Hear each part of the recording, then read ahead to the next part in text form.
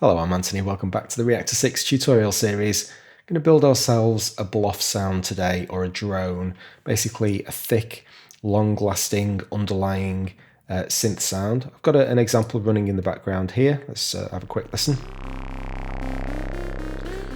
So we've got a sequence running over the top, which repeats every half a bar. And then we've got this much bigger, thicker, 2-bar length drone tone underneath. I'm going to build that from scratch. A small piece of housekeeping we need to do before we start. This 8-step sequence, the melody thing over the top, is actually based on something that I created in episode 4 of this series, this 8-step sequence. If you want to use that as your jumping off point, the only thing that you're going to need to change is this reset cable coming out of the clock. Plug yourself a connection into the reset port of the sequencer and make sure that reset is engaged. What that basically does is locks the sequencer to the host tempo. So at the beginning of every bar, this thing is going to reset. And it means that we're going to be able to put other sequencers on the top and they're all going to play simultaneously. That said, we can throw that one away and we're going to start ourselves off with this very simple sequence. This is where I've decided to start today's tutorial from. This is a really simple sequence that's just playing a single note every 8 steps. And I've created an instance of this Monarch oscillator, which you'll find in the Blocks Primes folder. We head to Monarch.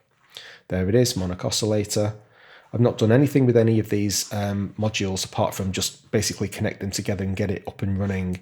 Really simple envelope plugged into our amplifier. So I'm not going to explain all of these steps. We've covered them in the tutorial and this is all very straightforward stuff.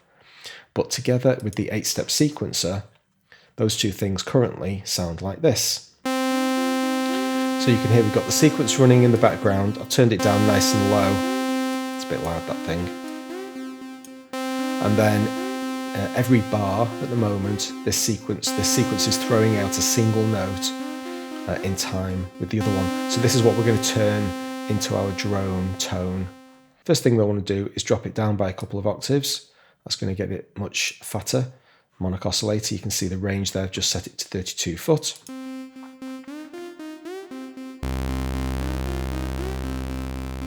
Okay, so that's a much better basis to build our sound, but obviously we want it to be much more interesting. We'll talk about the modulation options we've got to make that a much more interesting, evolving sound that's going to hold our interest for a couple of bars. Well, we're going to start by adding a filter. You see the Monarch filter here. I'm going to drop one of those into our rack. So instead of the oscillator sending its output directly into the amplifier, I'm going to throw that connection away and instead come out of the oscillator into the filter unit, out of the filter into the amplifier.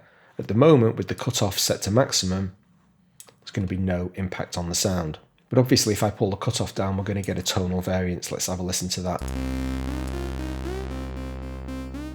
So I want to do this dynamically, rather than me sitting here moving this thing backwards and forwards.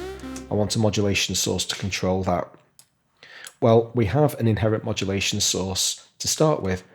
Our envelope is currently a modulation source because the sound starts off at maximum volume when the gate of the sequencer is open. See the gate command coming into the envelope, that opens the envelope. Once the gate closes, I've set this really long release, it's at 3.9 seconds. That's the thing that's allowing the sound to tail off over such a long period of time.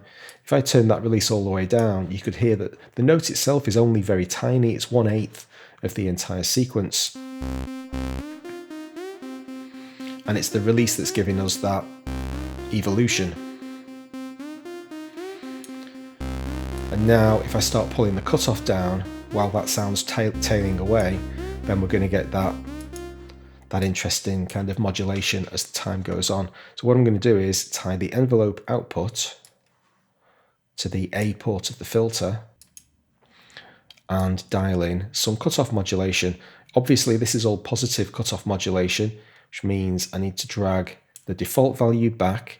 When the envelope opens, it's going to virtually turn that filter up, giving us all of the frequencies. And then as the release cycle of the envelope decreases the volume of the sound, it's also going to pull the cutoff down.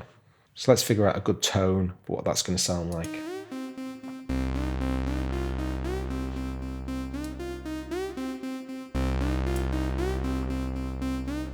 You can see this dynamic modulation.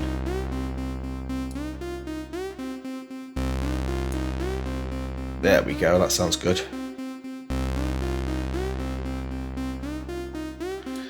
Now, one problem with this, that's great, sounds good, but you know, we're in a tutorial here to learn stuff, so let's push it a little bit further. One problem with the envelope is that while the gate's open, that cutoff is actually maximized.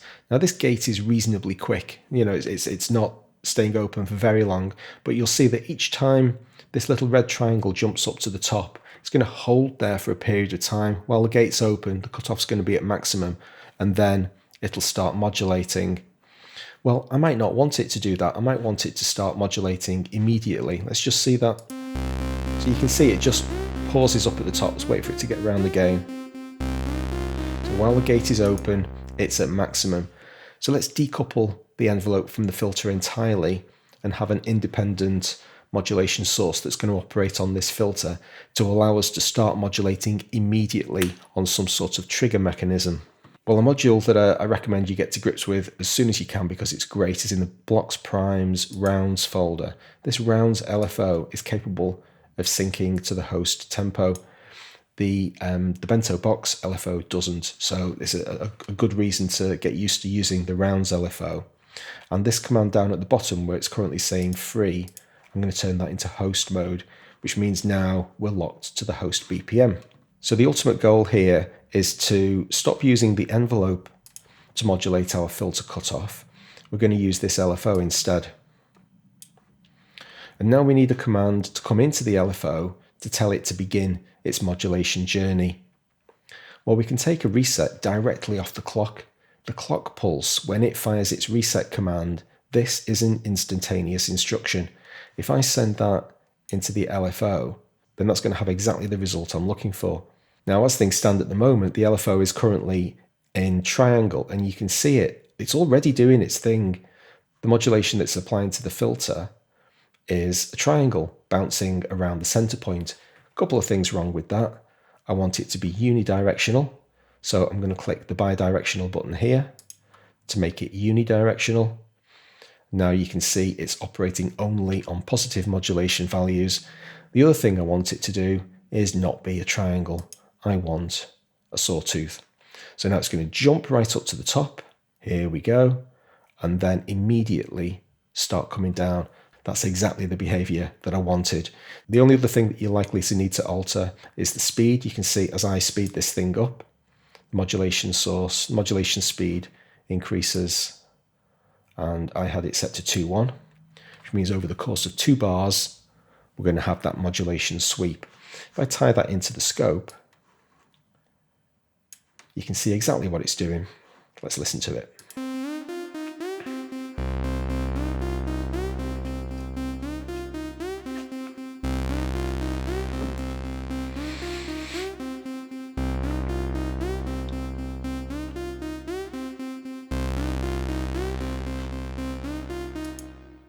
Oh, for goodness sake, this gate's supposed to be set to fourths.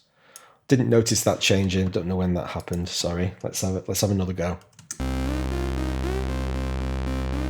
So now over the course of 2 bars, this modulation sweep on the LFO goes all the way down to the bottom, jumps back up to the top, and we're modulating the filter cutoff exactly as we want to.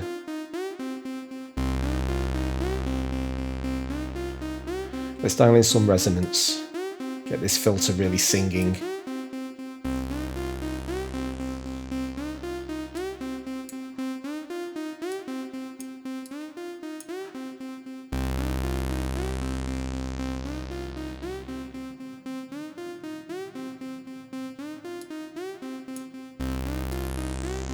There we go.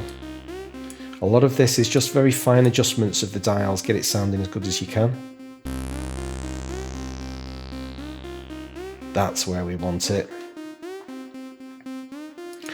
Great stuff. So starting to get a really nice kind of evolving sound. A couple of other features in this Monarch filter that's certainly worth having a look at the moment. Everything that we've done has been on a 24 dB per octave multi-mode filter here. Let's try some of the other options. We've also got this great feedback control here, which, as you can see from the pop-up description, basically emulates the original circuitry of the Moog filter that this was based on, and we can get some pretty wonderful effects. Let's have a go at some of this.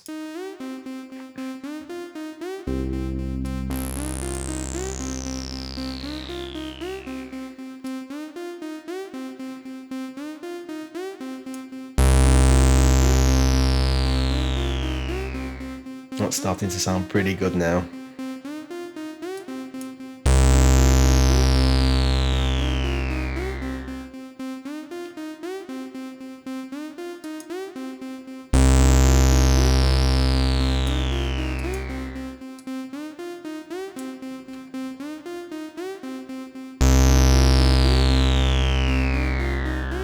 That's quite a nice Bloff. Let's change the original waveform. So this is a square now, rather than a sawtooth that's going in.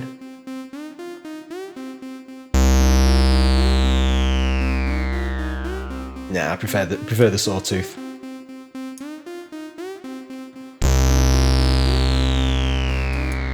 And that'll do us for today. Hope you enjoyed the episode. Please hit like if you did. I'll see you next time. Thanks very much.